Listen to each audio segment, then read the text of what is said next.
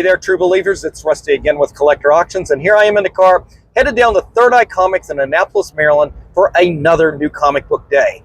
There are some great books coming out this week, many of which I've already pre-ordered with my pre-order service, M&M Comics, but there's a handful of books I do want to pick up today.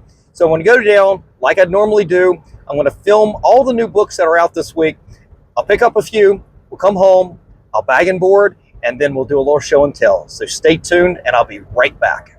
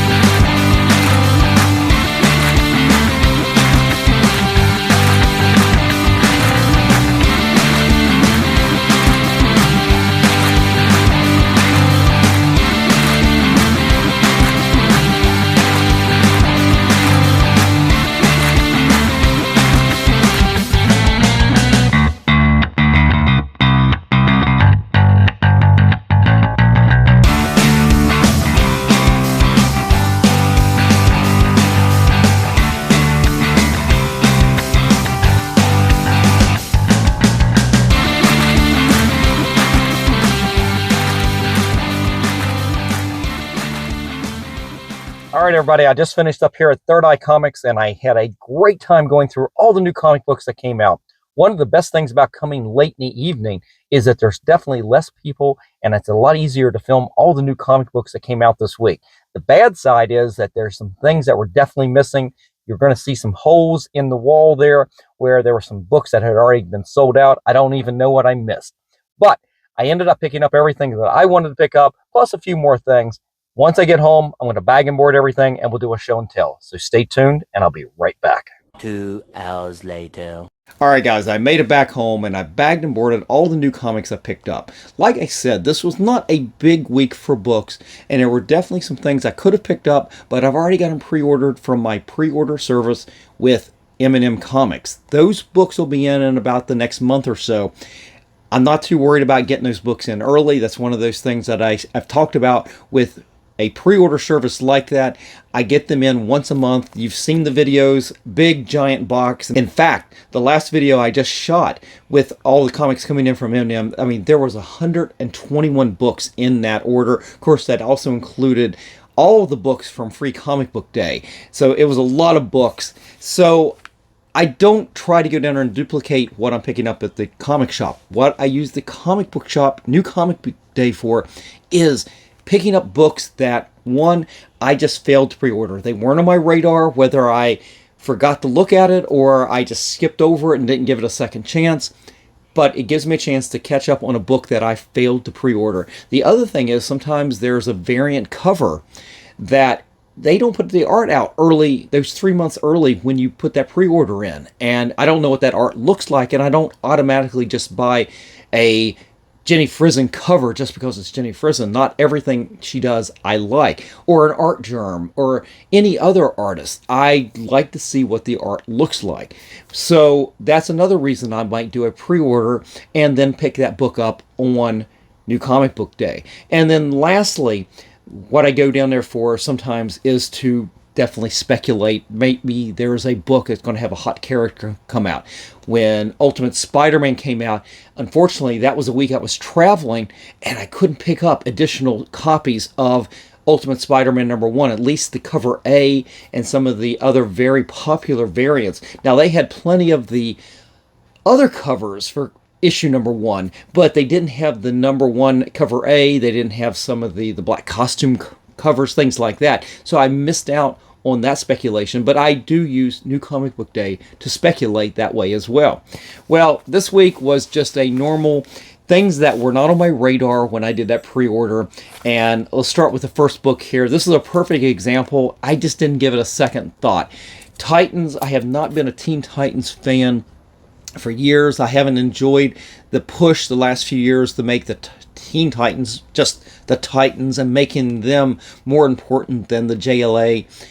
Well, this popped up when I was looking at all the new books coming out this week, and I'm going, well, one, it has one of my favorite Teen Titans, Donna Troy, right there on the front, Wonder Girl. But I kind of recognize the art, and I was right, because it's Phil Jimenez doing the art. And his art is so like George Perez. It's almost, sometimes I had to look over the years when he was doing Wonder Woman that it wasn't George Perez actually doing the art.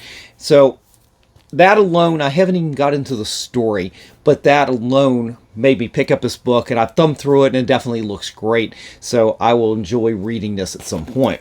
Next up was a book that I still haven't put on the pre-order list, but I kind of keep forgetting about it, honestly. But it does feature one of my favorite characters, especially from the early 70s when I was a kid.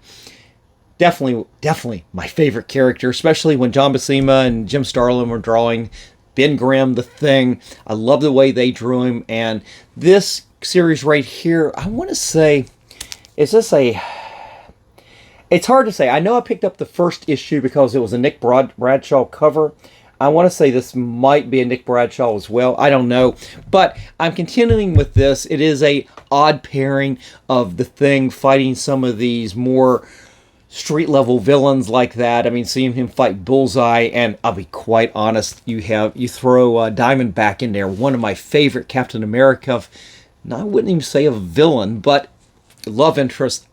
And be honest, she's not even in the book. Did I miss her? I could have missed her. I don't know. I thumbed through it. I read through it. I didn't see her, but I did read it pretty fast. But I'm enjoying this. This is fun.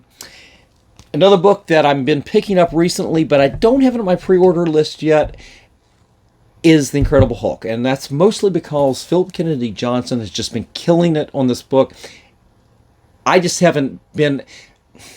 It's my fault for not putting this on my pull list every week or every month. And that's something I should do, because I have started reading his Batman and Robin series. Probably one of the better writers out there today.